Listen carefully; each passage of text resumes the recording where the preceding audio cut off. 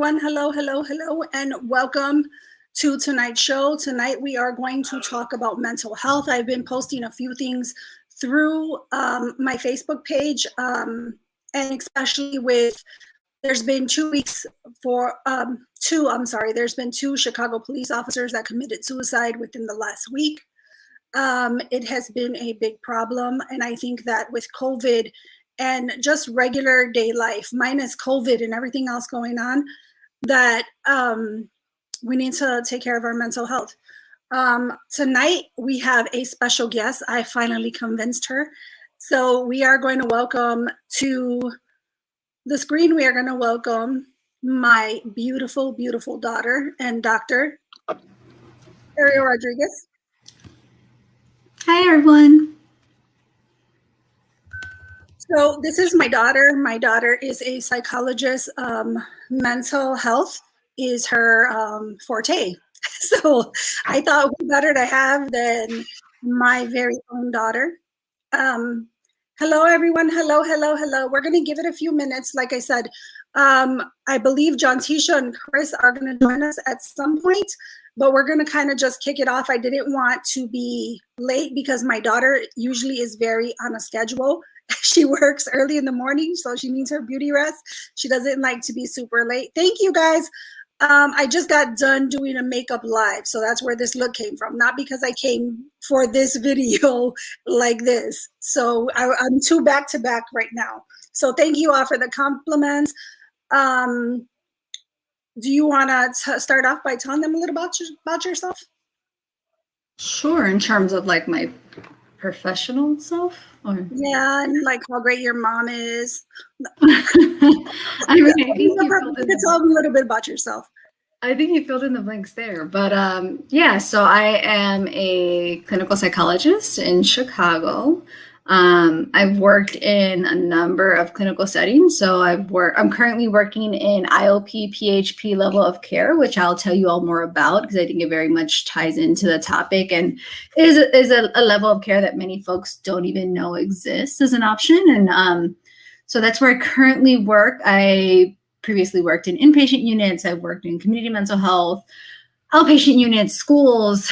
I was working in juvie for a while. So I have pretty extensive clinical experience in a number of different settings. So my particular areas of interest are primarily adolescents and adults. Currently, I'm working with adults and particularly trauma, but more so developmental trauma than anything, which is we can get into a little bit too more of the traumas that people experience interpersonally throughout their lives, some of what we would call little t traumas versus singular big T traumas, which is what people are more in the know about. So for example, singular events, that's typically we talk about big T trauma. So yeah, trauma, culturally competent care is kind of my cup of tea as well, just making sure that we are considering all aspects of a person's identity in therapy. In terms of me personally, I'm kind of a recluse to some degree. I don't do a lot, and that's my preference, not so much because there's not a lot to do. I'm kind of a homebody. I like to watch movies and TV and hang out with my family, and yeah, it's kind of me in a nutshell, to be honest. Not too much going on there. As you can see, I did not get my mother's gene for wanting to do tons of makeup and hair care. That's not. I'm not that daughter. You are. She can do makeup. She just doesn't have time for it. She prioritizes things in her life, and makeup is not one of them. So like sleep. Yeah, she likes sleep, and if she does need makeup, then mommy will do it for her. Period. Yeah, essentially. That's where we're at. So anyways, I invited you tonight because I've been kind of really focused on mental health in regards to suicide rates. And you know that 2 police officers killed themselves within a week. Right now, for police officers, just this year, there has already been over 50 nationwide. Our numbers are usually really high. And I think people I wanted to talk a little bit about that, but I kind of want to keep it like in general, just about mental health and what that means for people. Kind of like want to pick your brain a little bit about when is the best time for someone to go get help, etc. Kind of just like, hey, we're drinking the same one. Oh, hey, look at that. That's funny. But just kind of pick your brain a little bit about what can give people some better outlooks, some different options that are available to people that maybe people are not aware of. So kind of want to pick your brain. Hello, everyone. Hello. Want to pick your brain a little bit about that. Excuse me. But for me, I think that even without COVID being like coming into the picture last year, I think that mental health has been on the rise, like a lot more coming to surface in regards to mental health. And I think that those numbers, and correct me if I'm wrong, but I think that those numbers continue to rise. And I think that a big part of the problem is a lot of people, whether it's something small, don't realize that they're going through that. And then those things can kind of like build up until the point where there is a bigger issue. For me, like I said, what set me off was the police suicide rates. For me, I've been a police officer in Chicago for 24 years now. The rates have always been extremely high, and they're for many reasons. I think people tend to forget when it comes to police officers that they are regular people. They are regular people. They have families, they have children, they have other things that they do outside of that uniform.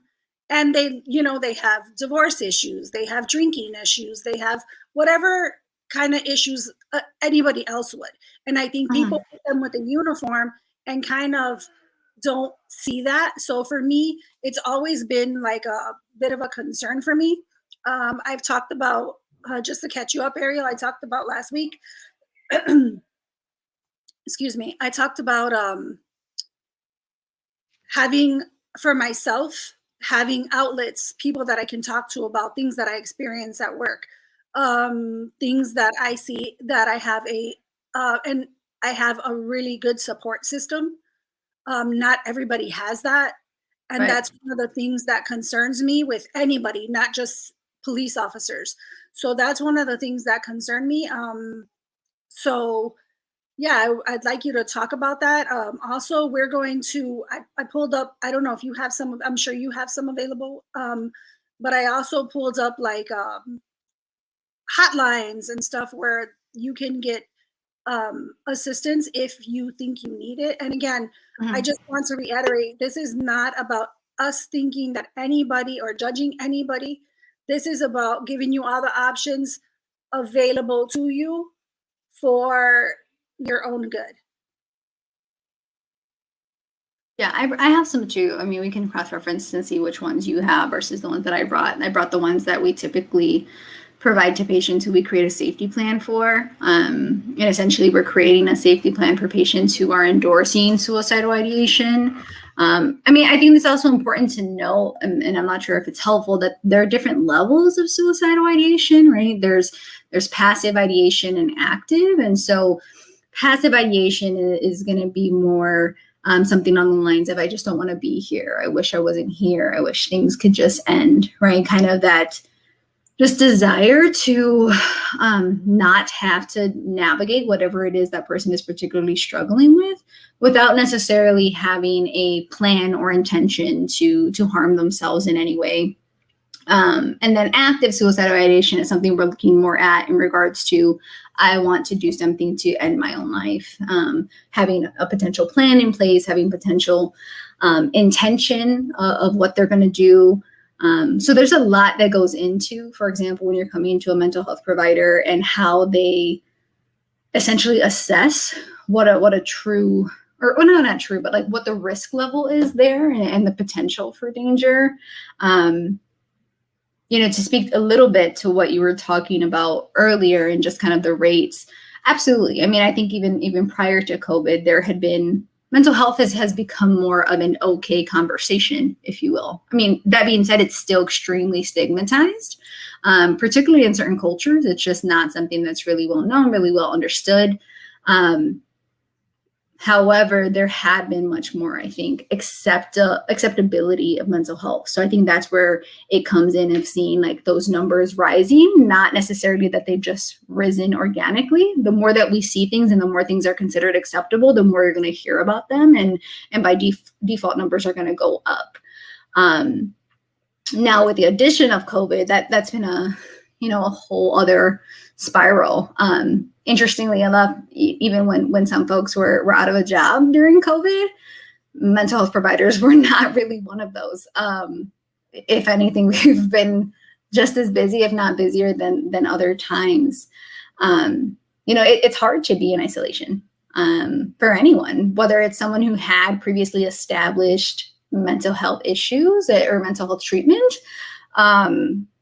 We are not meant to exist in isolation. We're social beings. And so there is that kind of innate desire to connect to others, that innate desire to feel understood and validated by others. And when that's not present, it can definitely, in addition to, I'm sure, all the other things, whether it's a daily stressors, traumas that folks go through, that can definitely have there be an appeal in some ways of escaping, even if it's the ultimate escape. So that can be tough for folks to feel like they don't have someone they can turn to, or they don't know what services are out there. So I think there's a lot that goes into that. But if you have something like more specifically you want me to focus on our target, we can definitely go in that direction too. I think I want to start, since we started with like police suicides and what leads up to that point, I think we can focus a little bit about suicides, and then we'll kind of work our way a little bit down in regards to just like mental health. And excuse me, because everybody who has like some sort of mental health issues, they're necessarily not suicidal. Right, absolutely. So yeah, no. Since I started there, just because I brought it up, because I wanted to kind of fill you in on how it kind of brought me to doing this live. And then I did get a lot of feedback. So I did a video a couple days ago. I did it while I was doing my makeup video. And then I thought, you know what, let me share that on my regular page. And I just kind of reached out. I get a lot of feedback from people that watch me. And there are people going through really rough times. I said to people, like, I wanted them to know that they were never alone, and that I would never judge them. I offered them to reach out to me if they didn't have my phone number via Messenger, that I will listen. I wouldn't judge. I wouldn't talk about our conversation. If they live close, they can come over. I'd make them coffee or tea, whatever they drink. I'd make them a hot meal. But I wanted to reassure people that they were not alone, and to have other people extend an olive branch and check on your family and friends, because people are not okay. And again, it doesn't mean that it has to be the extent of suicide, but there's so many things that fall under that. And again, it's kind of like a little bit on top of a little bit on top of a little bit on top of a little bit, that it can build up. So that was kind of what led me to this. So for myself, like I said, police officers, we are at over 50 currently. The rates are always high. Chicago has had one of the highest suicide rates in America. I don't know if it's the highest, but is one of the highest. It used to be the highest. I'm not certain if it is the highest anymore, but it is still one of the top highest for suicide. I think so many things play into that. I think the job that police officers do, especially what police officers are going through at this time right now, with, it doesn't matter, you could be the greatest cop in the world, but there's just certain people that are just going to look at that just because of the uniform you wear, and it's just going to be what it is. They're not going to see you as a person, they're going to see you as the police. So I think that a lot of the policies and the laws that they're trying to change, like, and so many people are invested in this job already, where it's not so easy where they can just go find another employer at some point. You know what I mean? Or would even want to start over at some point. Like myself, I have 24 years now. I wouldn't want to go start somewhere else where I feel the laws are in favor of the police. You know what I mean? Sorry, I was reading some of the comments as you were talking about some of the situations with officers, and yeah, particularly with officers, I think that's a whole complex issue, and for some of the reasons you mentioned, not just like what it's like on a day-to-day basis. There's extensive trauma there. There is a lot of experiencing trauma individually, as well as experiencing vicarious trauma that continues to build. And if that's not being addressed somewhere, whether you think or actively or consciously know or recognize that that's bothering you, it has impacts. It has impacts on your body physiologically, right? Like our body carries trauma. It has impacts on, did you have something? You were raising a finger. Yeah, I was just going to say, hold on a second. I'm going to add John, Tisha, and Chris to the stream, and then you can pick up where we're going to welcome John, Tisha, and Chris. I can't hear you guys. Sorry, we got to switch seats. As you can see, I'm used to being on that side, so I went with the right hand. I told him too before we started. I said it's better when I'm over there, but now you want to switch?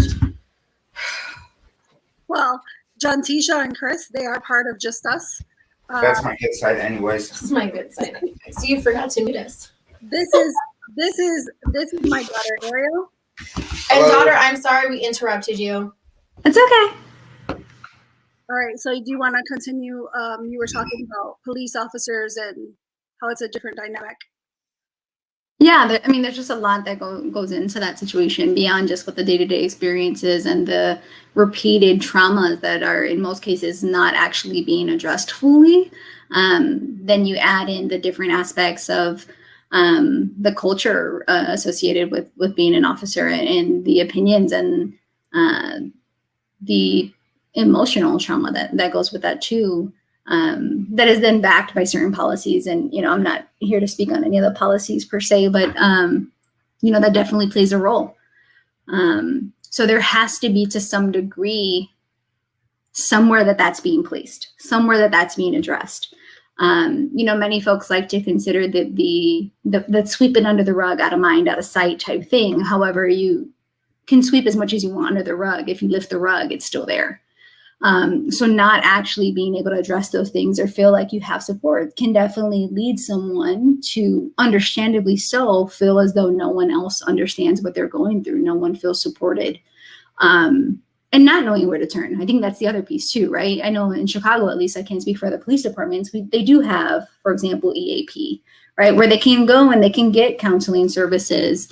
And there's a lot of stigma that's still plays a role in why folks won't do that. And then not knowing what else is available to them beyond that. For example, if somebody is not just struggling in terms of anxiety, depression, trauma responses, let's say someone is starting to have suicidal ideation. A lot of the fear is, what happens if I tell someone that? Because most folks think that if you admit to being suicidal in whatever degree, someone's going to ship you to a hospital, which is not the case. Especially if you're not at a point where you're planning or having any genuine intention. So, for example, I work in a partial hospitalization program, which still allows you to live at home, to return to your loved ones while still getting pretty intensive treatment. That is about, 6 to 7 hours a day, 5 days a week. And most people don't even know that exists. So I think that's a big piece, just not knowing what the resources are. What are the options when you are struggling, and being willing to sit in the discomfort of the vulnerability that it requires to ask for additional support when you're in that space. Can't hear you, Mom. I did it again. I always do it. I mute myself, but so I think that for police officers, I think one of the things that they fear is, because they work, right? They need gun to actually work. So I think in the past, what happens is they'll if you go and get any kind of hospitalization, they have to report it. So your FOID card gets revoked. Who has to report what? The hospital has to report it. So if you're a police officer, there are certain rules for police officers, which is why I think that there's a big thing with police officers not going that extra step, because then once that gets, obviously you can't carry a weapon. And then let's just say, for instance, that your job is the only thing that you have. Like, say outside of that, there's nothing else. You just have that. And now that just gets taken away because you can't do that. You can't work. You can't be a part of that. So no, I'm not saying that's an excuse. What I'm saying is that's one of the fears that I know to be true. I would actually even challenge that. Having worked in facilities like that, there are HIPAA regulations that certain things cannot be disclosed. And so I think that's where some folks are misinformed and fearing those consequences because there is some misinformation there. And again, someone can be suicidal without any genuine intent, any plan, right? So the situation that you're describing is, if we're just assuming that it's the worst case scenario, I can say I don't want to be alive and have no plan of taking my life, right? So we have to be able to look at the nuances of what suicidality can look like, and not just assume that when someone says they're suicidal, they're ready and willing and have this plan, and that could have all of these consequences for their life. I think that weight that we put on what it means to be suicidal and the misinformation that goes along with that is what continues to fuel the fear of why folks don't reach out when they are having those experiences. Because there is a lot of that is actually not accurate as it relates to what we can legally disclose without a release of information from a client. Well, I'm gonna while you're continuing to talk about stuff, I'm gonna actually pull up our general order specifically on it. Because I can tell you for a fact that I have seen plenty of officers get stripped of their police powers. Hey, and I think you brought up a good point, because as you were talking, I started to jot my notes, and we both were on the same yeah, page. We're on the same page. That we agree with you that I think there is a, I'll say a little misconception of people who are suicidal. And what I wrote down was there's the want to die or to not be living versus those who actually have a plan to go through with it and have something in mind on how they're going to end their life. And then you have the ones that I think are just sporadic and just do it. But I think that's the misconception, that every person that comes through that says, hey, I'm having suicidal thoughts, or I don't want to live, there's the assumption that they're going to do it. And to me, those are the people that are, I would say, better off, because at least they're talking about it and they're bringing it up. It's the ones that never say it. Those are the ones that, to me, those ones are the ones that are hard to track. Yeah, but no, you kind of said something like that. So as versus the plan and the want to die. So there's also to add to that, there's the plan, there's the want, and there's intention, right? So there's multiple dynamics of that. Yeah. So I can want to die, I can have a plan to do it, and have zero intention to follow through with that plan, right? So that's where there's the nuances of what suicidality can look like, and people don't necessarily understand that, and therefore that's where that fear comes from of like, I can't tell someone that I don't want to die because that I don't want to live, or that I want to die, because most folks will jump to that. Oh, okay, so like we need to lock you up, right? We need to be able to protect you, and it's like, no, I can have this plan. And the other thing too is, how accessible is the plan? Some folks will tell you, like, I want to die and I have this plan to do A, B, and C, and have no ability to actually access A, B, and C, which changes the suicidality and the risk altogether. Right. But we're also saying that there a lot of times people who talk about it don't really want to do it. They're just talking about it. Then there are those who don't talk about it at all. It's a very personal choice for a lot of people. a lot of times, in our experience, people that in our life that have done it, that we've talked to constantly, or we didn't, or we talk to every once in a while, and then look back at it and kind of look at behavior and what they're doing. Also, some who are still alive, who have gone through it, who have attempted it, but maybe don't actually want it, but have attempted it. These are very, very personal choices that they make. And most of the time when no one saw that coming, it's because, again, very, very personal choice that they weren't really talking to anybody about it. They were hiding it. They were acting like everything was okay, but it really wasn't okay. Because some people are really good at hiding it. And then they just do it like sporadic. But she brought up a good point that when right now that I'm thinking about it, the intention, you're right. For at least the one that I specifically, the last one I dealt with, was the intention was there because I knew he has something, and then he had intentions to do what he did. So I guess looking at it from like that, yeah, you have a point. There is the intention, because I've met other people that have a plan, but I don't think they intend to do it. And then you have those that just do it. I've had friends who intend to do it, have done it, are still alive and don't want to die, but still battle the thoughts and the feelings. So, but as she was saying before, there's so many layers and there's so many like dimensions to this. I mean, did you hear like all of the different avenues? Like the mind is a lot. It's a lot. Stuff. Can't hear you, Ma. I do it every time.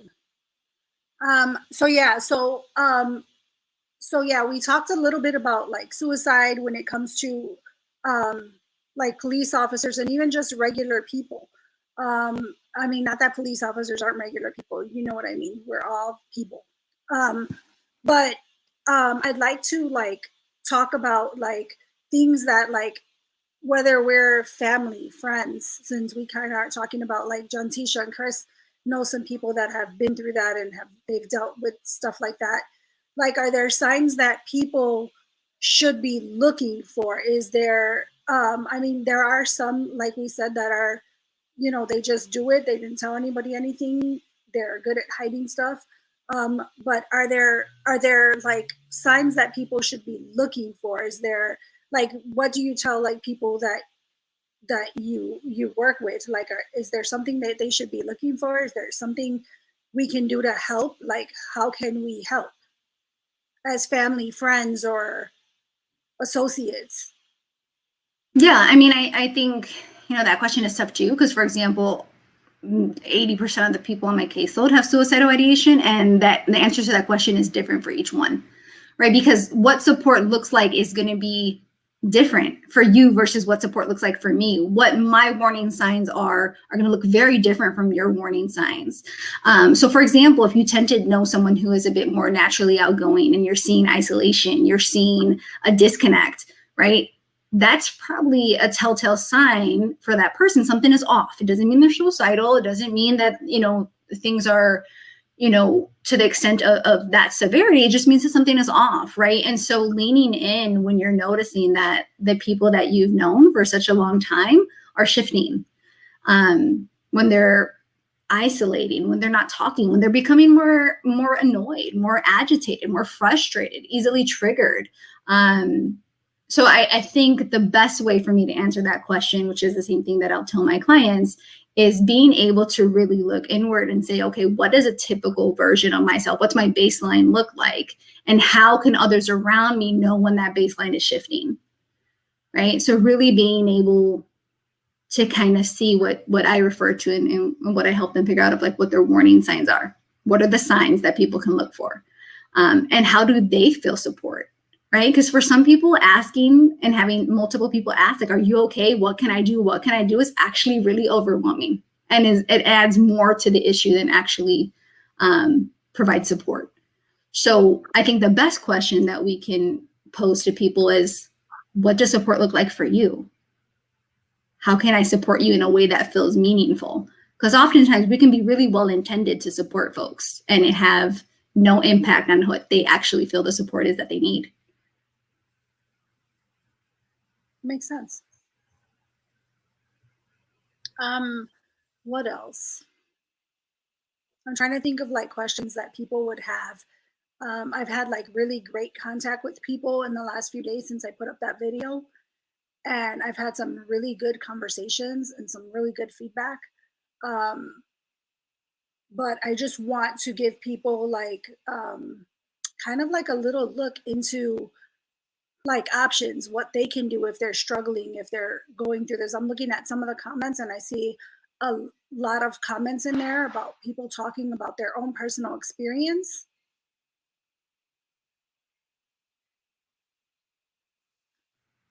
Yeah, I mean, to speak more to like the different options, individual therapy is always a good idea in my book. I'm a therapist who has her own therapist. I go every week. I'm a strong advocate for folks engaging in therapy regularly. We take our multivitamins for our body. We need to do something for our mind, our heart, and our spirit. We don't have to go to therapy because we need it. We can go to therapy because it's valuable, helpful, and supportive. I'm sorry, were you going to say something? No, okay. And so I think that's a great place to start. You know, in therapy, I think there's also that disconnect of what folks think therapy is. You don't necessarily have to be what you see on TV of laying on a couch and talking to someone. You can, if you want, there's those options too. And it doesn't have to be that. You'd be surprised how helpful it can just be to get a lot of things off your chest. Sometimes that literal weight feels like it's lifted by just being able to communicate with someone that you feel is truly listening to you.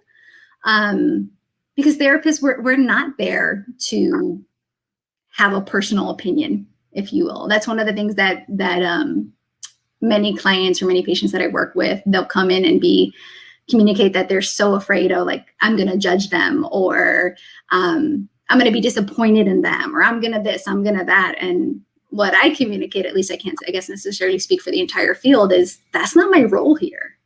Because at the end of the day, my opinions serve no purpose in this space. My job is to be able to help you feel validated, have a space where you feel heard, be able to provide multiple perspectives, being able to hold whatever it is they need to be held in that moment, whether that's joy, whether that's pain, whether that's sadness. And so I think individual therapy is a great maintenance tool, which can longer term, I think, definitely minimize the amount of folks who are getting to a point where they felt all this time they didn't have support. So that would be more of like a preventative measure I would recommend, as well as an intervention if folks are feeling they need additional support. Honestly, a lot of people will say this when you're asking for something, but there are really great resources on Google. You don't have to necessarily know like a particular person in the field to say, like, who can I go to? There are really great sites and connections that can give you ideas of what the person specializes in, what model they work from, right? Like what theories, what orientation do they subscribe to? Who do they work with in terms of age group, backgrounds? What languages do they speak? What availability do they have? What insurance do they take? Because I know the finances too is one thing that folks, really get hesitant about. And so there are a number of options there. Now, in terms of if someone is actively suicidal and feeling as though they need more support, there are programs like intensive outpatient and partial hospitalization, which is essentially kind of that step up from once a week or twice a week therapy with an individual therapist. For example, an intensive outpatient program can be anywhere from 3 to 5 days a week, from about 9:30 to about 12:30, where you're going and actively working with other people in groups to learn skills, right? Because that's the piece, right? That folks aren't necessarily knowing how to navigate the distress that they're experiencing, right? How to feel that they're empowered in a way that they can actually manage that and feel like they have this toolkit or this toolbox of what they can do in those moments. Like, for example, in the facility that I work in, not only are you in groups with group therapists and other people who are going through a similar experience, You get an individual therapist, you get a prescriber if you're interested in medication, you can do family therapy. So there are pretty comprehensive programs that are available that give you maybe a little bit more than just once a week therapy or twice a week therapy, but not, being hospitalized away from your home and your loved ones. There's also still another step up. You can go to a partial hospitalization program, which is typically 5 days a week, anywhere from about 6 to 7 hours a day, where you're getting that intensive skill building, processing in terms of like process groups, being around others who are sharing similar challenges so that you can see whether this is someone you know in your personal life or not. I'm not alone in the world. Someone gets it. And there's a lot of healing that can happen from sitting in a space with other people who struggle with similar things, not exactly the same because no one's experience is the exact same, but knowing that there's someone else out there that is feeling like they can't go to work, that they can't make it through the day, that they can't take a shower. There's something validating about that experience. And I have, like I said, maybe 80% on my caseload, and I work not in an inpatient unit. So all of my patients go home at the end of the day. They go home to their loved ones. Some of them are working, who are suicidal, who even have plans, right? There are many providers and much of the field out there that does not want to put someone in a higher level of care than is necessary. And so I think that's the fear. If I admit to someone that I'm suicidal, they're going to lock me up in a hospital. And that's not the case. It does not have to be that way. There are programs out there where you can still return home and sleep in your own bed. So let me ask you this: if somebody wants to, let's say someone goes and does actually decide to get a therapist for whatever reason, right? No matter how big or small, someone actually goes and gets a therapist, and they don't like their therapist. Mm-hmm. Get a new one. Get a new one. There should be no issue with that, right? They shouldn't be afraid to do that. They shouldn't. Not at all. Not at all. I tell my patients all the time, the same way you're going to shop for your PCP, shop for your therapist. We expect that not everyone is going to feel a vibe, right? Because a large percentage of the actual progress that's made in therapy is irrelevant to the theory that you use. It's based on the therapeutic rapport. So if you're not feeling a connection, if you're not feeling validated, if you're not feeling like there's anything there, get a new one. And I don't mean that to sound invalidating. It's absolutely, you're right.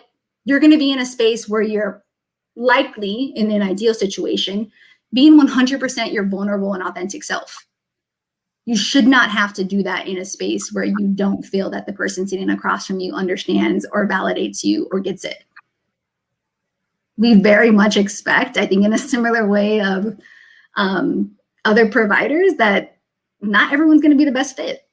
I tell my patients from the get-go, I might not be your cup of tea. If I'm not, first let me know, because there's a way we can work through that, right? I think I would always encourage folks, if it's something that you feel might be able to be repaired, bring it up. Your therapist wants to know, because we can adapt to something that works for you. And if you try that and it's still not working, it's 100% your right to find someone you feel safer with. I'd rather someone leave me as a therapist than sit in the space and feel unsafe with me. When do you think like a person, do you feel like there are steps when a person actually needs to go to therapy? Like when does it go from like, hey, I can deal with this on my own, or I'm kind of just dealing with things that's kind of just who I am for whatever reason. But when do you feel it's critical for someone to like see a therapist? Like, is there a point, or is there no, like, you don't really know? If it's not an ideal world and people aren't doing it just to kind of care for themselves regularly, I would definitely say when you notice your functioning is being impaired, when you're going late to work, when you're missing work days, when you are not taking a shower, when you are not doing those basic necessities, when you are isolating from people you didn't used to isolate from, when you are not enjoying things you used to enjoy, those are all signs. Actually, if you're looking at criteria for what an actual diagnosis is, those are all the things that actually have to be impaired for something to be considered like a clinical diagnosis. So when your functioning has shifted. Okay. That's probably when I would absolutely say there needs to be additional support there.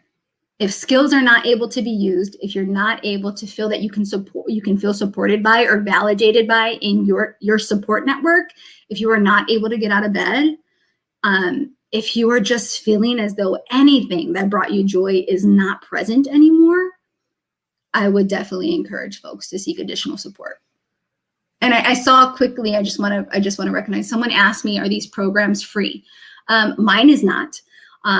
However, they do accept like major insurance companies. So if you are someone who, is having any type of insurance through work, private insurance, they do take many insurance companies. So in the same way of like, if you were going to individual therapy or to the doctor, they will run it through your insurance and you can get authorization that way. I'm going to have you answer this question really quick. I'm going to pop it up on the screen so you can see it.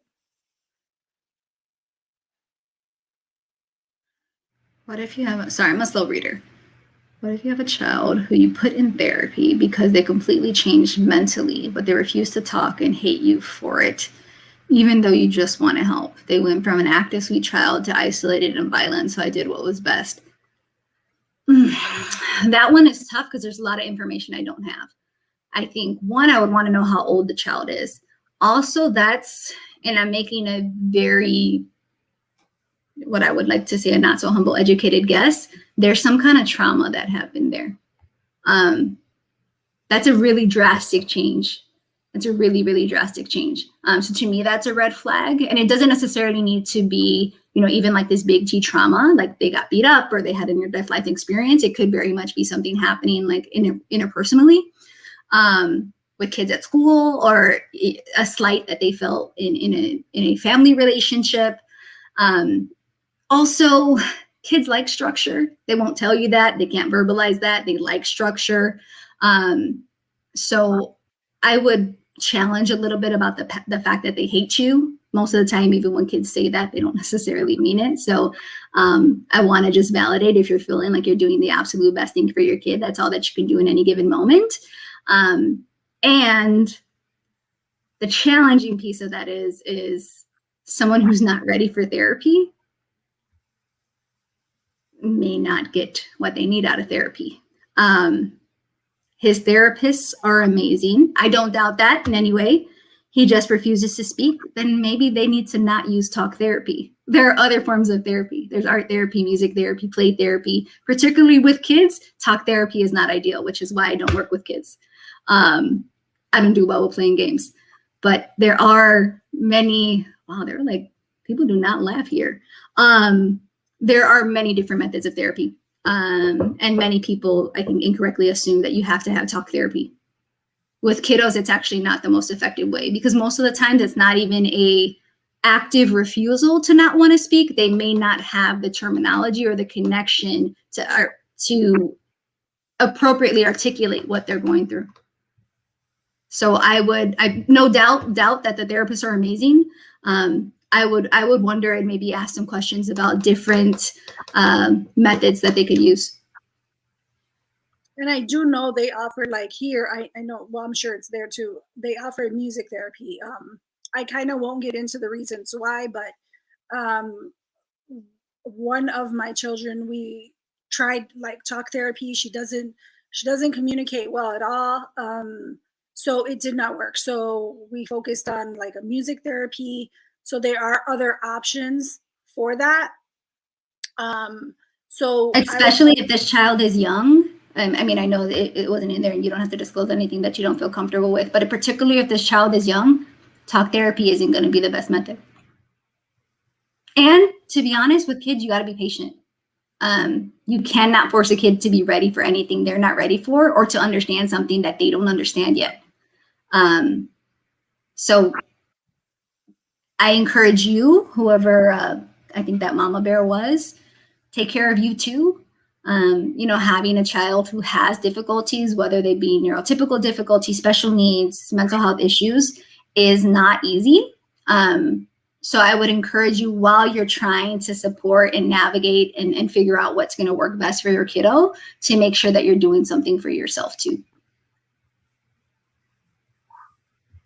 I just wanted to jump in real quick. I feel like we're learning a lot here. Like, I mean, I know it is very complicated, but I wanted to point out, like, we're reading the comments, and this is like the first time I think I've seen the comments stay on topic. Like, we're talking, the comments get out of topic, but they all seem to be following along, and I think that's important because, like Jantisha said a second ago to me, we'll say everybody. Everyone relates. Everyone to relates. This. I told them every time we have a topic like this, everyone is very engaged and very interactive because it's something that everyone struggles with. Like you were saying early before, it's liberating to know that you're not the only one. And that's something that I say often is like, you're not alone. Like, we are more alike than anyone would like to admit and are afraid to say. But that's why for some people, not everyone, that's why sometimes it's good to share your story or to tell it, or, like Dr. Rodriguez is sharing, her knowledge. It's good because, again, we're a lot more alike than we tend to admit or even know or try to know. So that's why. Absolutely. And I just want to, slightly off topic, but not so much. It's hard for me to read the comments as I'm talking, just so you know, I'm like terrible at multitasking. I just want whoever Shirley Reef Kaholokula to know that I see you and I hear you. And it's tough. It's tough, especially when you play a role that is all about caring for others. Those who have wear the helping hat often will deplete their cup to fill others. And so that's a really hard role to be in. And so I hear you saying that it's hard for you not to feel a certain way when you're trying to actively have your students not feel that way. And it's exhausting. And I want to validate that it's exhausting. And you are pushing through all of your worst days. And I encourage you, if there's any support that you are looking for or needing, there are resources out there. There are definitely resources out there. And I know at first just kind of taking that plunge into asking those questions and seeking those supports is tough. And I could only imagine that you love being a teacher or a professor or whatever model that you're in. And the best way to be able to be the best version of yourself for those you want to be is to find ways to fill up your own cup. And so I also apologize for anyone who's not seen. There are a lot of like bigger threads, so I apologize, but that one caught my eye, and I just wanted you to know that I see you, Shirley. I found when I took my clients to their therapist, they used drawing, clay, role playing with them to get to the bottom. Yeah, oftentimes, particularly with kids, because they're not super verbose, they're not able to fully articulate what they got going on. One of the best ways to get to them or to kind of get some of those things out is to play. Kids will very much reveal what's going on in their life through play. So there's a lot of kind of playing Sherlock Holmes when you're working with kids. So yeah, definitely for that mama bear who was struggling, see if there are any other modalities that they can use other than talk therapy.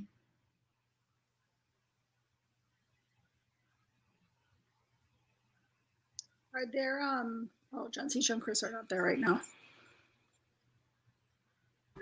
Oh, there you go. Yeah, so what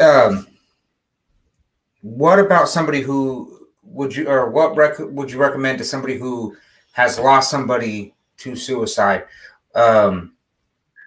What type of help should they begin, or what should they be looking for? How can they work past that type of, grief, loss?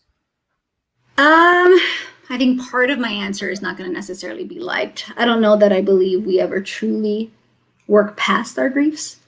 I think we just learn how to have the trigger be lighter and to feel more competent in navigating when the trigger is hit.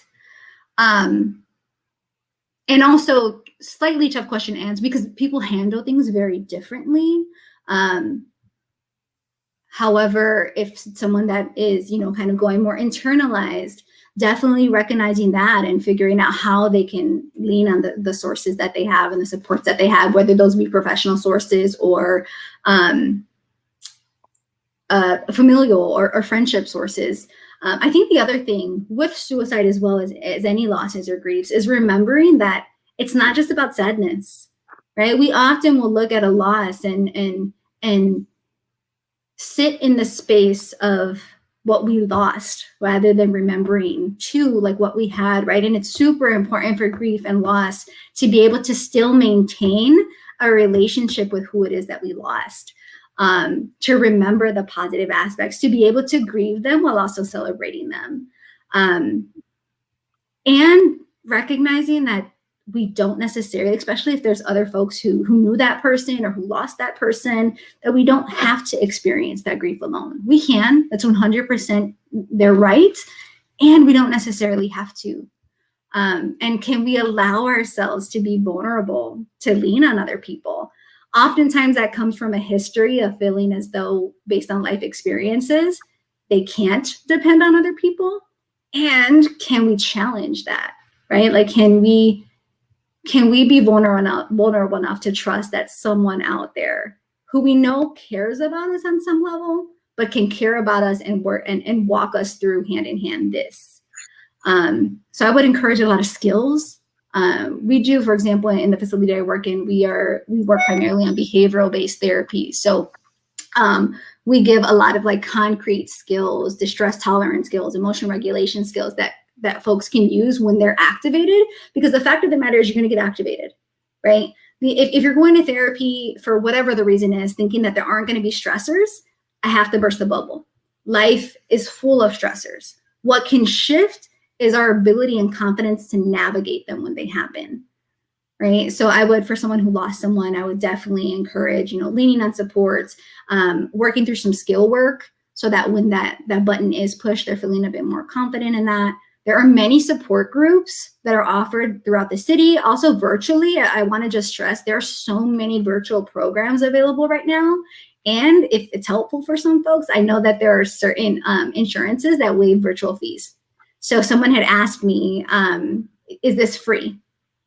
Kind of could be if you do it virtual. There are some insurance companies that are still waiving mental health fees if it's done virtually. So financially, even, I think there's more options than folks even understand. So there are plenty of support groups. And I think just allowing grace. I talk a lot with my patients about this concept of self-compassion. Can we allow ourselves the ability to not be okay and not judge it? Can we allow ourselves the ability to maybe not be feeling sad one day and not judge it or feel guilty about it? Can we just give ourselves a little grace in what we're experiencing and recognizing that it gets rough sometimes? And can that be okay? And I think we often function in a society where we feel like we have to push away all of the bad feelings. Actually, sometimes leaning into it is actually what can be helpful. And one thing that I work on with my clients is that I don't believe in good or bad feelings. All of our feelings serve a purpose. They all teach us something. We don't have to like them. There can be some that suck and they serve a purpose. So yeah, I guess that was a long-winded answer that there are multiple things for folks who have gone through things. And I think the biggest thing is recognizing you don't have to go through it alone. And there are ways to get through. One of the things that I encourage the patients that I work with to realize is that you've made it through every one of your worst days. That is not a small feat. That's resilience, that's strength. And that doesn't mean that in the process, you're not going to have days where you feel like crap or feel like you can't do anything. Sometimes it just comes with the territory and we don't have to judge it. No, I think that was a good answer. I mean, I think like right now, I think I picked up a couple new things just listening to you talk. I mean, like I said, we know it's a complicated and it's a thing to talk about, but even with your answer, there's things in there that I've never, heard before, or maybe looking at it from a different view. And I think that's what some people need to hear, because we all deal with it. You're right. We all deal with it differently. And I mean, I work with a lot of people, and I know she works with a lot of people. So we get into these conversations. Those are just some tools for us to keep in mind on when people are bringing stuff up. just a different outlook. I think it was good. And absolutely, I would say probably the one thing. So if you are folks that I'll totally own that I'm not really on social media. So I know I've heard of you all. My mom talks about you all the time, and I also don't know exactly what you all do. So just even hearing that, like, you work with a lot of people, I think one of the best things that we need to acknowledge when someone is coming to us for support is that that support has to come from a place that is designed for them, not us. Oftentimes when people come to us for help or support, or we go to them, it's a lot of what happens, and it's not super conscious, is we're trying to manage our own anxiety. So for example, has something bad ever happened to someone, and the first thing you ask is, oh my God, what happened? From a trauma perspective, it's probably one of the worst questions you can ask someone, because it's also just us being nosy. As humans, we're nosy. We want to know all the gory details. And when someone has had something really traumatic happen in their life, it's probably the worst question that you can ask. And secondly, I know I've been guilty of this, absolutely. I'll say, what can I do for you? What do you need from me? I just made that about me. I am trying to navigate the anxiety I feel that I can't help you. I just put a whole lot of pressure on you to tell me what I can do for you, versus saying, like, I'm here and anything you need, let me know, right? Or even giving options. Sometimes having no options is too much. So it could be something like, hey, can I pick up your kids from school? Can I maybe bring you guys dinner tonight? Sometimes the endless opportunities are way too overwhelming for folks. No, and I think that's a good point too, because like I think for people like maybe like us, we might ask, or let me say, be a little bit more selfless about it. But I know that there are a lot of people that when you do bring them the situation, they do want to know what happened, or they try to take it all upon themselves. So yeah, I think the point of what you're saying is it's not for us, it's for them. And I know, and I'll just say some of the programs, especially like in the military, a lot of times, I think it's what we're taught is we're taught to read these signs, and you kind of get the weight put off on you, and it's like, okay, well, what do I got to do to help you out? Versus just kind of hearing them out.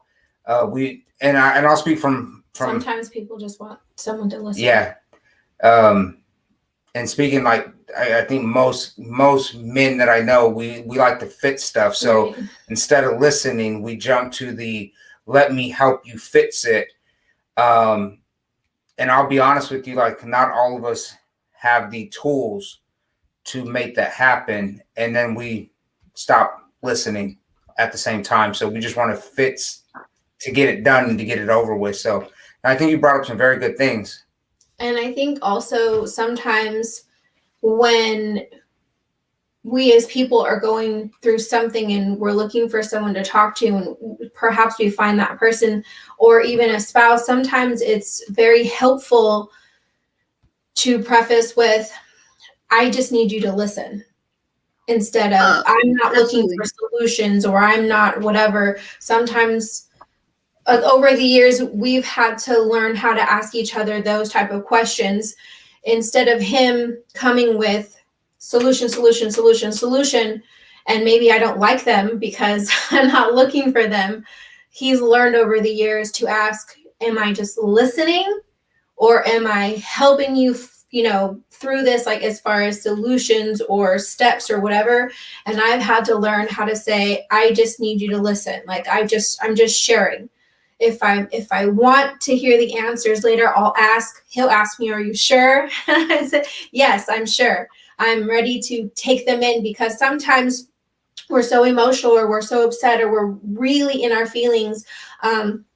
Sometimes even though we do want feedback, we're not ready for the feedback. So being self-aware is also very important. It's not easy all the time, but it's a process. It's steps. It's small little actions we can take throughout time or whatnot. And that's also something I learned over time, is to ask, to listen when people are talking, and sometimes ask questions to help them reflect, if you will, because sometimes people just want to understand their situations. A lot of times they don't understand, or their feelings are so overwhelming that their brain's not clicking in a lot of things. I know for me, sometimes it's like that as well. So I'm sure if it happens for me, it happens for other people. Absolutely. There's actually biology to that. So when you're thinking about your, what we refer to as like our emotion brain and our thinking brain, because our entire brain isn't necessarily responsible for what we consider to be thinking. So when we're talking about our emotion brain, right, we're talking about kind of more back here towards the top of our spinal cord. That's where we process emotions. And now if you think about how we retrieve information to our brain, it's through our spinal cord, right? So the part of the brain it's going to hit first is the emotion brain, right? And this part right here behind your forehead, like where your prefrontal cortex is essentially the part of our brain that we refer to as thinking. Like that's what makes decisions, that's what problem solves, that's what's able to kind of control impulses. So when this part of the brain becomes too overly activated, a literal, well, not literal, figurative, if you will, chemical barrier gets put up. So you can't actually access the part of your brain that is more of the thinking part, which is why that makes sense. And very much so, we have to be able to ask for what our needs are. That's something that we don't often know how to do. And I think my mom can definitely speak to that. As a therapist, you also become... I'm sorry? I want to apologize real quick because you were talking about the emotional brain and then you brought your mom up. Because you're like, this is the emotional, like you, what do you say? This is where you get the emotion at, like back here? No, that's where we process emotions. Connection goes, and that goes there connection first. And I'm sorry, because your mom the other day was like, what did you say? Like something about like, I don't do emotions or something like that. So I wrote down, like, maybe Charlie's is broken, and she read my note and she started laughing. Oh, so I apologize for that. No, it's okay. I figured something was going on. I said I was one of those people. I was like, I'm not emotional. Like, she's emotionally detached. I'm emotionally detached. No, she's not. But that's a story for a different time. I have a black soul. You know this. I know that's what you project, but yeah. So there's science to what you were saying, and oftentimes with my patients, I try to give them some of the biology of things because many folks will just think like it's just me. I don't work right. I'm broken, and just helping them understand their little literal pieces of biology that kind of get in our way that if we can help understand. But yeah, I think my mom can definitely speak to some of the interesting aspects of, I think, having a kid who's a psychologist, because sometimes she'll come and vent to me about things. And I have to ask her, do you want me to just like kiki with you? Or do you want like an objective opinion? Like do you want me to just listen? Do you want me to give you a solution? Because you have to be able to do that. And that's what I do every day. But most folks don't operate that way. So yeah, she could definitely, she could probably speak to me overly asserting and asking folks what their needs are. Everything. I'm like, can you just be my kid right now and not Dr. Rodriguez? Well, because sometimes she want to sit and talk about all this stuff about Rick, and I'm like, so do you want me to give you an objective opinion, or do you want me to be like, yeah, he sucks? Like, which one do you want? Yeah, you want me to ride or die with you, or you want me to tell you the truth? Because my natural reaction is what I would do in therapy. I validate and provide various perspectives. And sometimes you got to remember that typical people just kind of want you to talk crap with them sometimes. So yeah, definitely just asserting your needs, whether it's with your partner, whether it's with your family members. We are the only ones who can truly know at some point what it is that support is going to look like for us. And we don't have to stay quiet if someone's trying to provide support and it doesn't feel supportive. It's potentially more harmful than helpful. So, feel confident and trust in those relationships that you have with folks to be able to say like, this is my need. Like, can you meet it? Which is tough. It's tough to be able to have those difficult conversations. And if we don't, we'll continue to feel like our needs are not met. It's okay to sometimes ask people. I had a patient recently, and a couple of patients who are like, well, I don't want to have to ask people what I need from them. They should just know. And it's like, well, that's slightly that's just off too, because we all have different ways of getting our needs met. And can it be okay that I have to explicitly tell someone, this is how my need is met? Can you do it? And then them oblige. Like, can we allow them to do what we ask them to do and not judge that we had to ask them to do it? So, what are you pulling up on NAMI? it's just like if I pulled up mental health awareness, it gives you like a bunch of different stuff. Yeah, I mean, NAMI is a pretty renowned resource. You can find a bunch of different things on NAMI.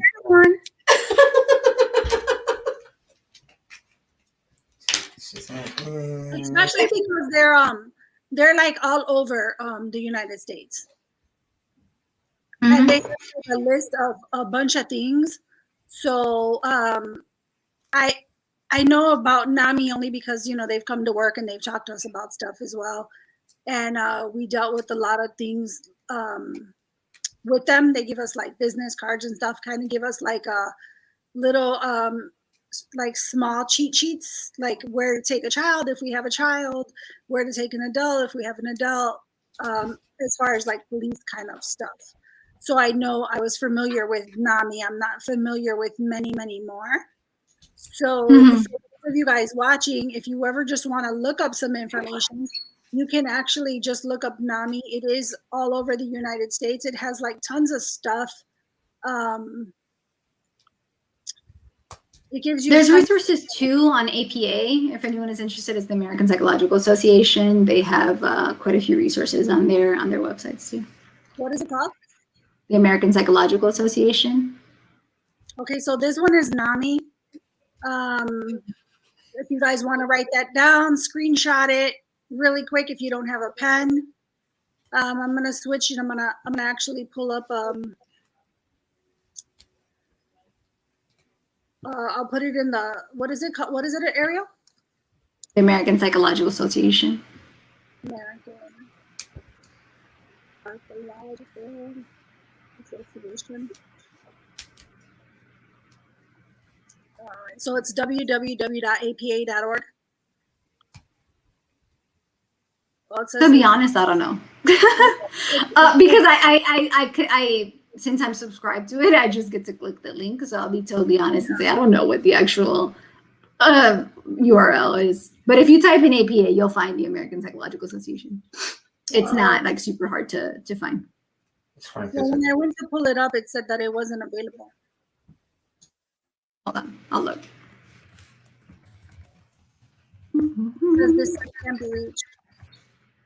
You said what? This site can't be reached. Ooh, that just did it to me too. Interesting. Yeah. Ditto. Okay, well, that definitely says something, but I'll leave my opinions on that to a different thing. But yeah, I mean, I can definitely give her additional resources too if you all are interested in. Because like I said, I'm not really on social media, so if you try to contact me, it's gonna be like 3 months before you hear from me. But if you have questions of like resources or things like that, I can definitely give them to my mom to be able to pass on. Just again to reiterate, if anybody needs any kind of information, I can always get it from her and I can send it directly to you. So if you want to hit me up through Messenger, I do look through my Messenger regularly. So if you want to reach out that way, if you need any of these things, if you happen to forget, whatever reason it is, if you have like, if you're looking for something specific, if you want to give me like where you're located, and then I can ask my daughter and she can help me out that way. So please feel free to do that. I just want you guys, again, I want to reiterate that you are not alone. There are so many people dealing with so many things. And if I can extend an olive branch in any way that I can, I will be more than happy to. So again, if you need any other information, you can hit me up through Messenger and I can get the correct information for you. For those people who are, for what I have for suicide is like Suicide Prevention Lifeline. Is that? Yeah, that's one of them. Let me pull up my other ones because I sent the ones that I give that we give our patients to myself. So what you can do, Ariel, is once you pull it up, you can go to the bottom where the little bar is, and you can click share your screen, and then it'll. Oh no, but that's my email.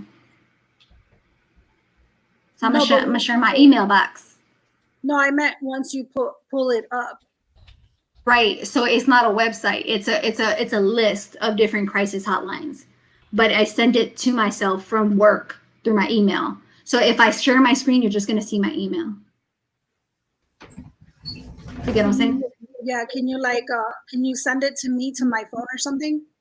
Or you could put it in the private chat, and then we could add it to we could pull it in and put it in the comment section. Yeah, you could copy and paste it and put it on the private chat. I apologize, people. I don't do this stuff. I haven't checked my Facebook Messenger in like 2 months, so I don't know how to function all these things. But yes, I will pull it up. But before I do that, I saw a question someone had for me. How do I feel about ABA therapy? Just curious, since you said you work in behavior. Not really one way or the other, to be honest, because ABA therapy, it can be super helpful. It's often used for folks, for example, who are on the autism spectrum.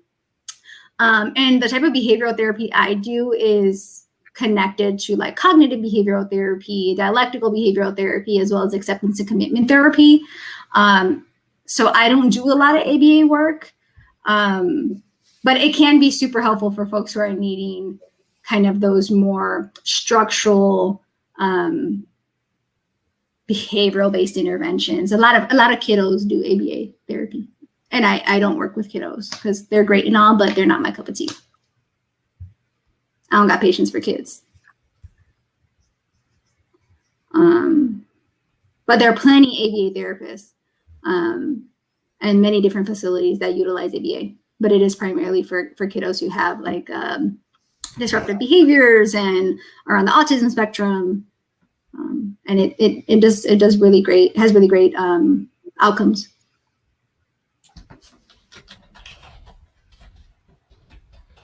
Okay.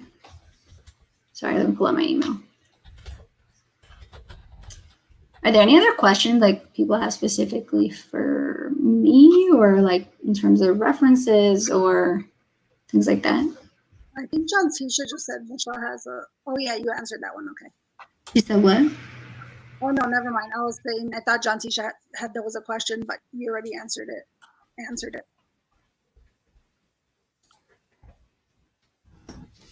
National Suicide Prevention Hotline. Yeah, that's one of them. I also don't know if it's helpful. Huh? No, I was just going to say, and they do have a website. That's what you're looking at behind the screen. You can always actually look to see if you find any information that's helpful to you there.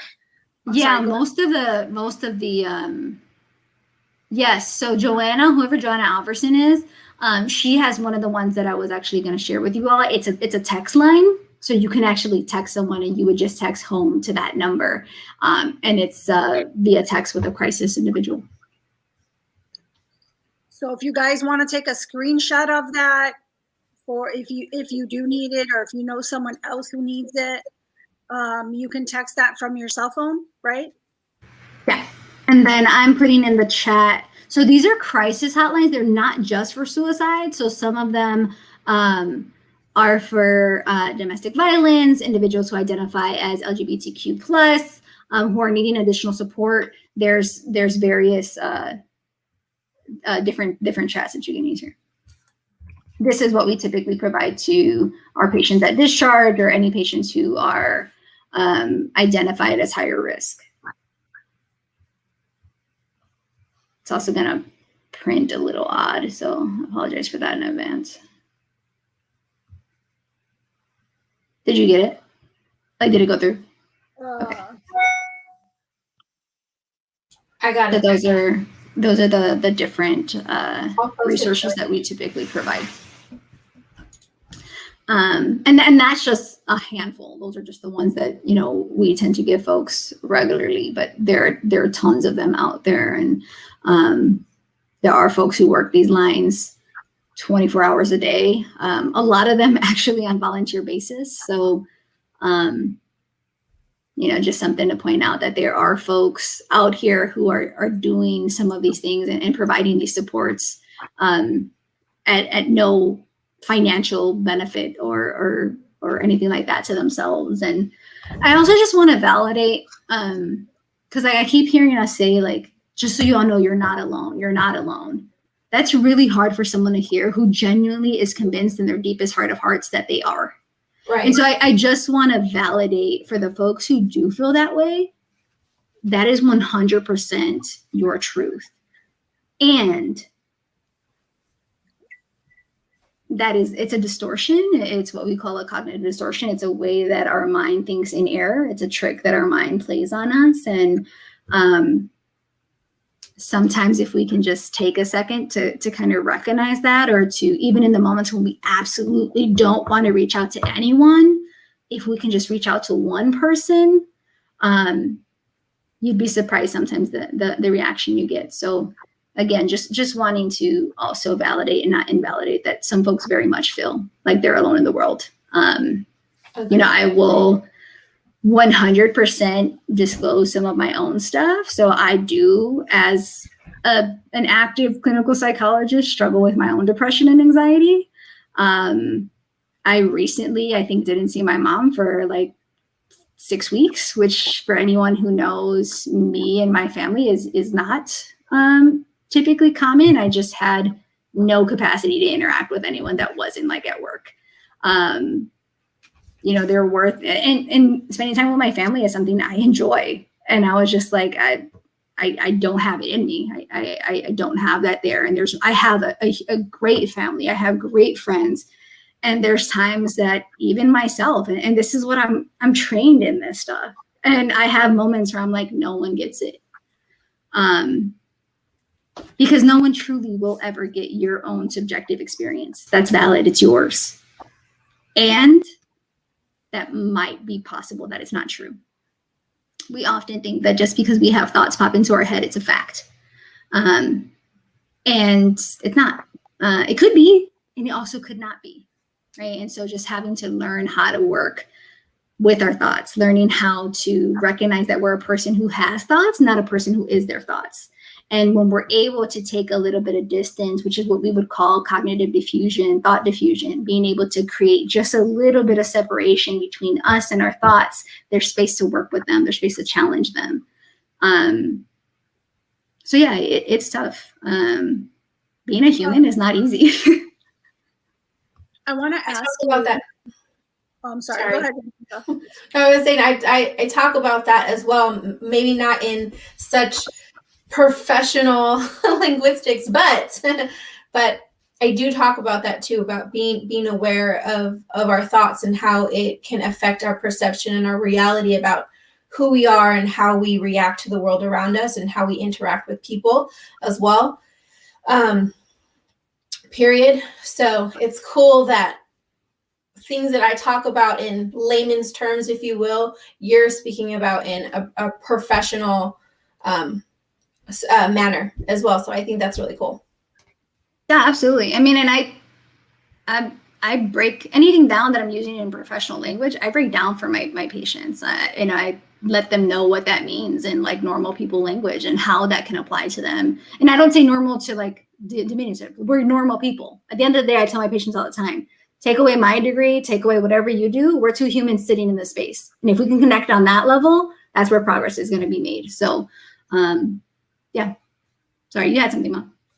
Yeah, so I wanted to say, before we like get into our final thoughts and stuff like that, or if you guys, Chris and Jantisha, you have any other questions while we have Ariel on the show, one of my things is like, what is your take on medication?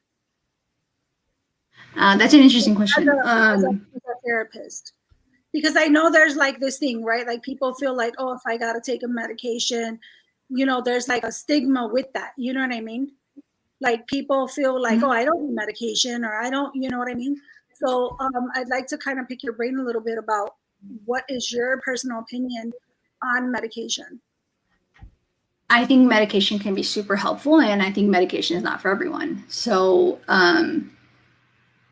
part of why I became a psychologist rather than a psychiatrist is because I wasn't initially asked sold on medications. I really wanted to be able to connect with folks and help and support them in a therapy relationship rather than medicine. And also just my experience in the field has very much humbled me and taught me a lot that I didn't know. And some folks really are struggling on a biological level. Some people have very difficult challenge. They've been in therapy for years. They've done treatments for years and still are struggling. And so I've seen for many, many, many people that sometimes medication gives them the fighting chance. And it's tough because medication is not necessarily a perfect science, right? I mean, medicine and the field of medicine is science, and it's not entirely perfect. There's a lot of trial and error for people that they don't want to go through, having to try these different medications and titrate it and change the dosage and the side effects, right? Because all of those things are very real. And I never really encourage folks just to use medication in isolation. I think medication and therapy go hand in hand. Because medication can level out and really help with some of the physical symptoms and some of those things that really do feel in some ways outside of our control. And there's a lot of work that has to be put in therapy. People have to be willing to do the work. And that's tough and it's hard. And sometimes therapy sucks. I say that as somebody who is putting people through it and as somebody who goes to their own therapy. Sometimes it sucks. It's hard. It's rough. It's raw. And it's sometimes exactly what we need to go through it. And sometimes for some people, medication is super helpful. So I think it depends on the person. You have to see how your body responds. There's a lot of great technologies now. There's different genetic tests that many psychiatrists are able to use now, that they're able to see which medications will likely be more effective for each individual based on genetics. So there's a little bit less of a trial and error to it. And I want to challenge, the thoughts that people say about what does it mean if I need medication, right? Like that's so loaded. It's such a loaded statement that honestly is one that I would attack in therapy because there's so much in that. There's a lot of self-criticism in that. There's a lot of judgment in that. And sometimes it's okay to need or want or use things that are going to be helpful for us. And it doesn't make us any less strong than if we're not taking it. If we know that there's a medication out there that could help on some levels and we're actively being resistant to taking that might say something too. So it's super helpful for some people. I've seen particularly for some kiddos. And I'm not a fan of a lot of medications for kids. And I've worked with some kids that I was like, oh yeah, this one just needs a fighting chance, because some of that is outside of their control, and that in combination with a therapist has had pretty significant results. I agree. I'm over medication. However, there's more health problems and still no answers. Feels like they give them just to diminish symptoms. Well, yeah, to some degree, some medications, right, are really to kind of help reduce some of the symptoms that make it unbearable or more challenging to do the work that has to be done in therapy. So I agree with part of that statement that yeah, to some degree, medications are to help with some debilitating symptoms. And yeah, it's not a perfect science. But I know many patients, I have many patients currently and have in the past who swear by their medication regimen. It's what they feel has been able to kind of help them feel like they could do the work that we're doing in therapy. So, everyone's entitled to their own opinions about it. And you're not going to work with someone who's going to say, no, you have to take this. They can strongly recommend it. And it's still ultimately your choice.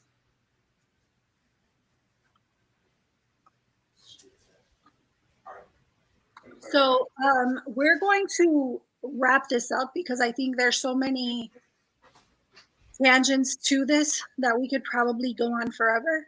But I want to wrap it up with final thoughts. Any questions, comments, concerns? We'll do about 5 more minutes. If you guys want to throw something in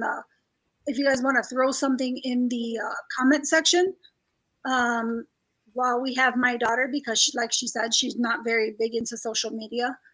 So if you got any comments, questions, concerns that you want to throw in, we'll do about 5 more minutes. Chris, John, Tisha, you guys got anything that you'd like to add, or questions, or? No, this is, I think, the first time that I've been like super quiet and just like, I usually got a whole bunch to say, but no, I think I made a couple notes. I think you brought up some really good things. What did I write? The thoughts, plan, and the intention thing that really stood out with me today. Especially the intentions part. But I think the big one was for me was the if you're seeing your therapist, or even if it's let's just say it's not a therapist, but even a counselor, somebody you talk to. If you're seeing somebody and they're not working for you, I agree, go to somebody else, because I know personally I've sat down and talked with it was a family counselor. She was family counseling, but she was a therapist, and it just did not go well. Me and her were not vibing, and I had to call it quits, and because I wasn't making the connection. And I agree with you. So when you said that, it's like, I think sometimes people feel like they have to just write it out to the end. If you get 8 sessions, like, you got to take all 8 with that person. And I wasn't having it. We were about, I think, 3 or 4 in. And I was like, this is just not working.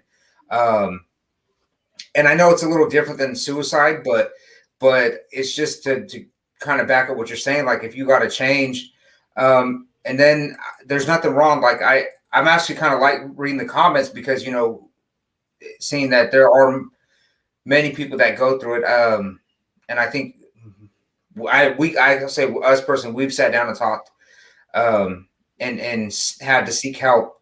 And there's nothing wrong with it. Like, I'm pretty open about it. So like, I went, after my buddy had committed suicide, and her friend was a couple weeks later, I went and sought help, because it was a rough summer. Yeah.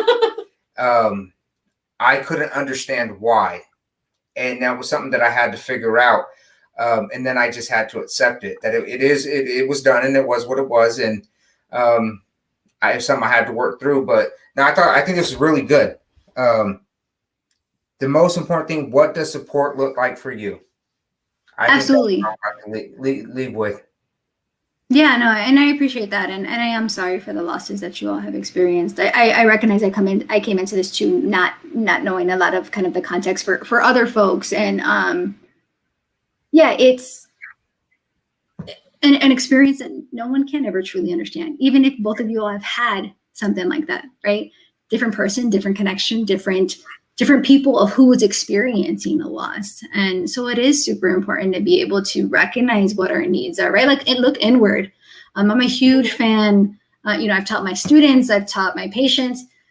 We are our biggest teachers. If we're willing to sit in all of how hard it is going to be to learn from ourselves.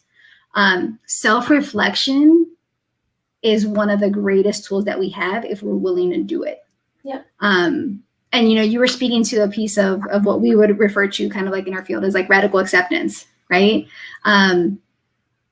There are some things that we don't have to like about our journey in life. And if there's nothing we can do about it, how does it serve us to continue to push an immovable wall?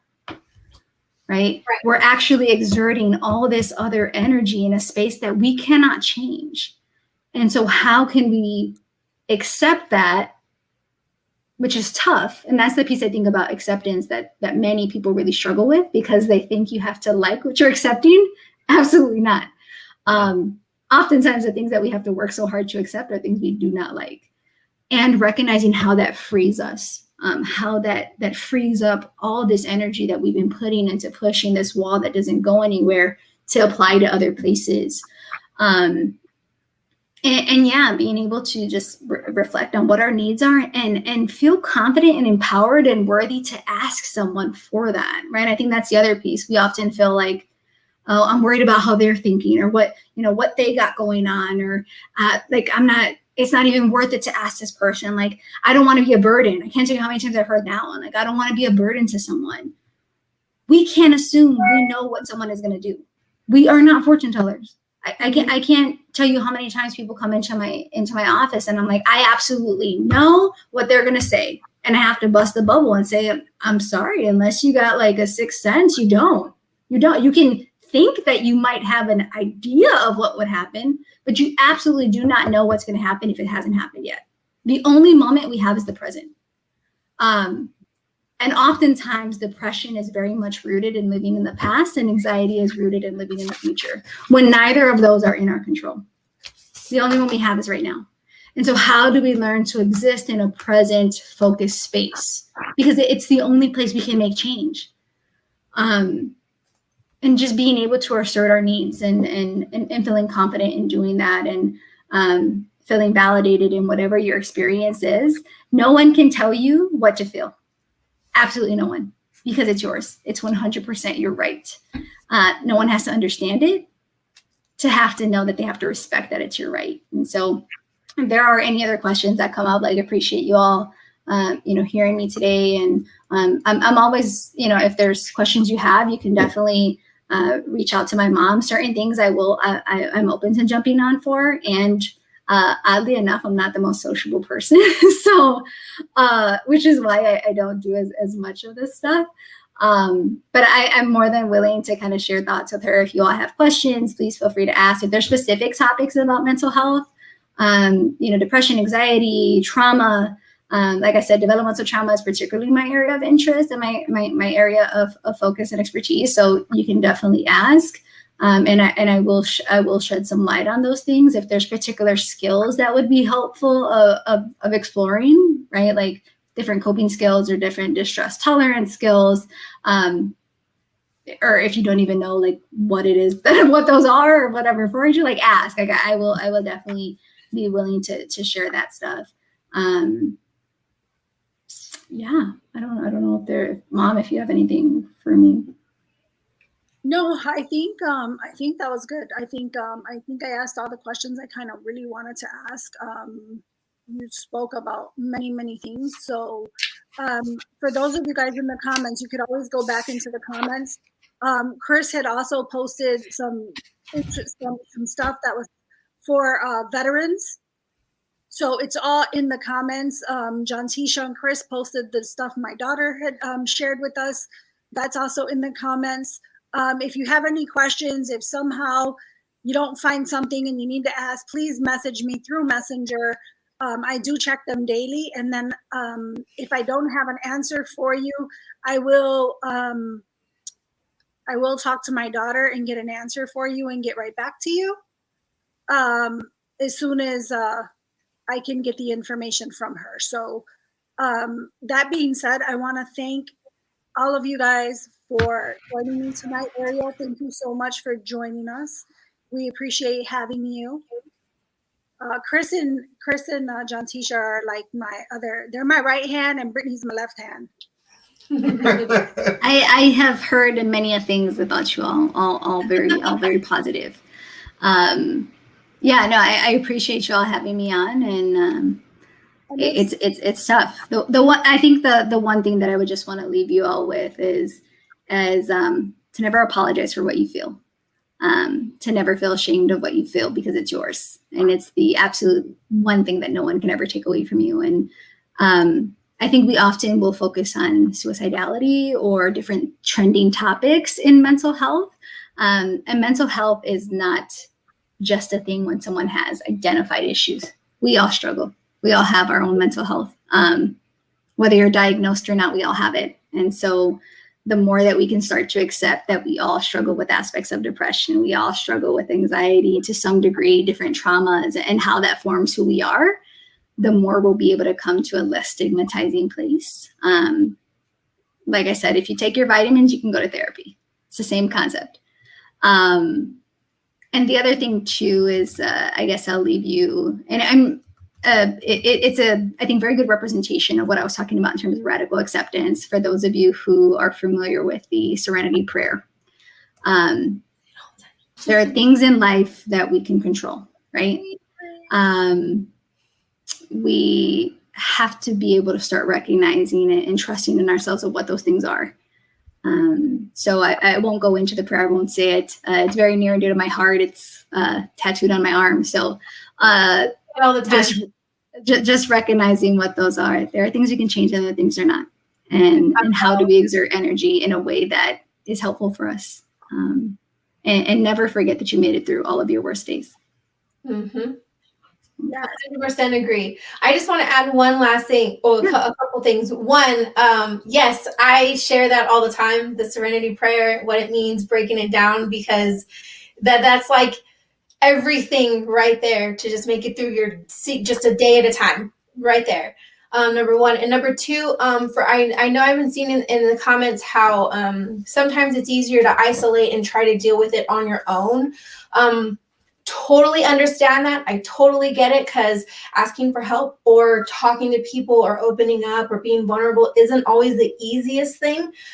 But I would encourage you to have the courage to reach out to someone. There's someone there who's willing to listen, who's willing to hear what you're going through.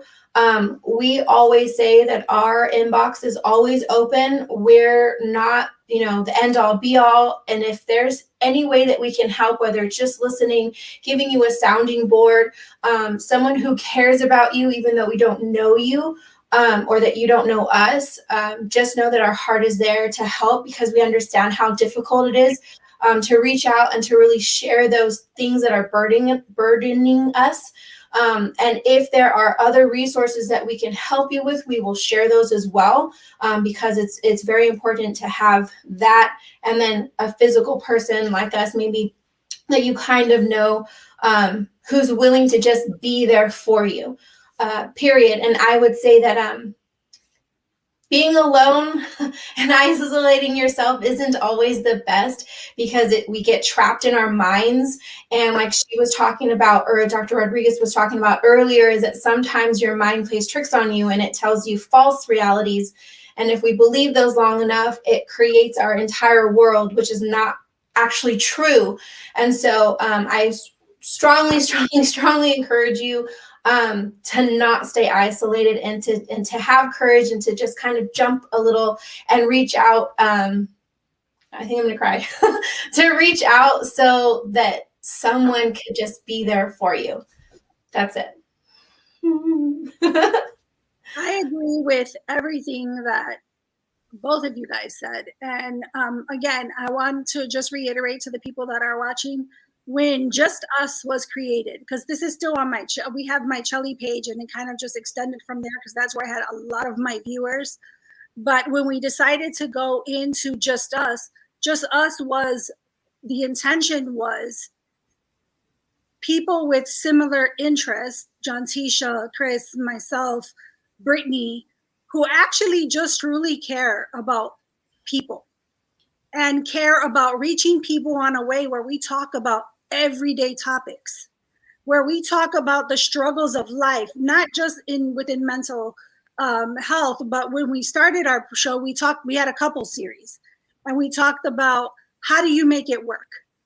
Like, that's just a struggle in itself. So just to kind of reiterate again, Just Us was created, and I think I'm going to create a page on Facebook so that it's incorporating, because this one is my Chelly page plus my Just Us. So I'm going to think about that. I got a whole lot going on right now, but I'm definitely thinking that's the direction we're going. But again, that's the reason we named it Just Us, so that it is inclusive to everyone, not just to Jantisha, Chris, Brittany, and myself, but inclusive to all the guests that we have on our show, all the people that take the time to watch our videos and support us by watching our videos or liking and sharing our pages. So just so that you know, this is exactly why Just Us was created, because we wanted to talk about topics that are relevant, not just politics. It wasn't created with the intention, and John Tisha can tell you from the beginning, it was not created just with the intent to talk about just politics. That was not what this platform was created for. We wanted to reach people on a very different level. We wanted to touch your hearts. Anyways, that being said, I hope you enjoyed our show today.